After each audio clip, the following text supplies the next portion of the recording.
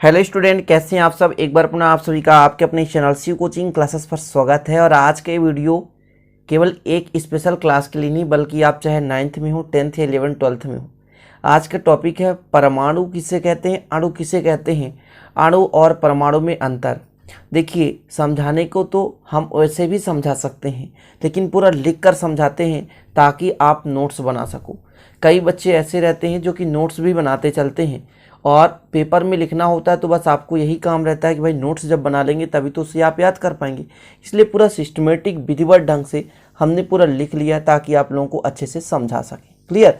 तो सबसे पहले परमाणु की परिभाषा देखें। एक प्रकार से आप लोगों को पता है परमाणु पदार्थ की सबसे सूक्ष्म इकाई है।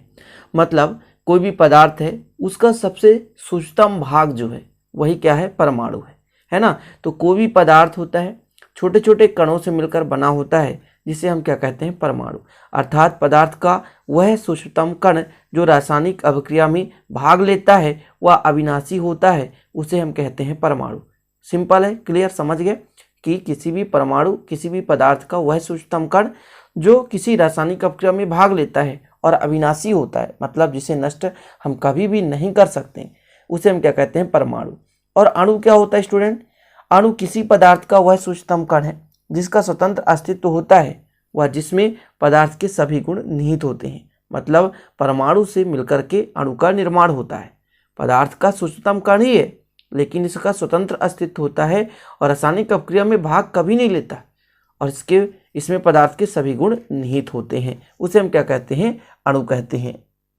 अणु की बात की जाए तो अणु दो प्रकार से, मतलब अणुओं को मुख्यतः दो भागों में बांटा गया है।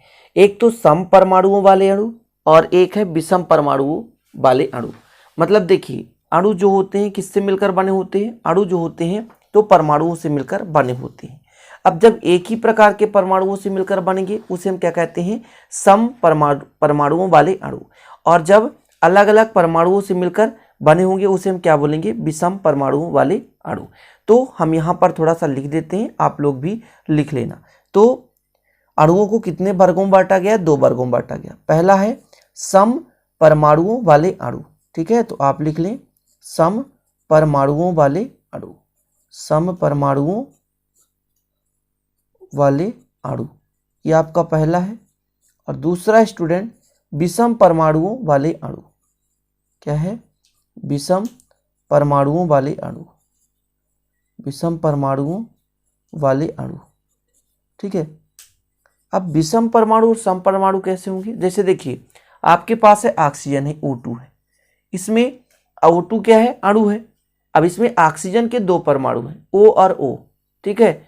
ऑक्सीजन के दो परमाणु आपस में मिलकर के क्या बनाए हैं, अणु बनाए हैं।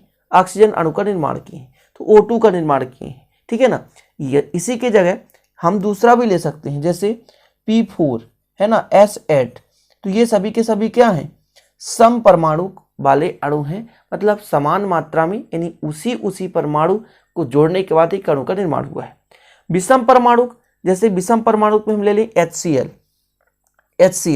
HCl में हाइड्रोजन और क्लोरीन दो अलग अलग परमाणु हैं और अलग अलग परमाणुओं के माध्यम से एक अणु का निर्माण हुआ है, इसलिए इसे हम कहते हैं विषम परमाणुओं वाले अणु।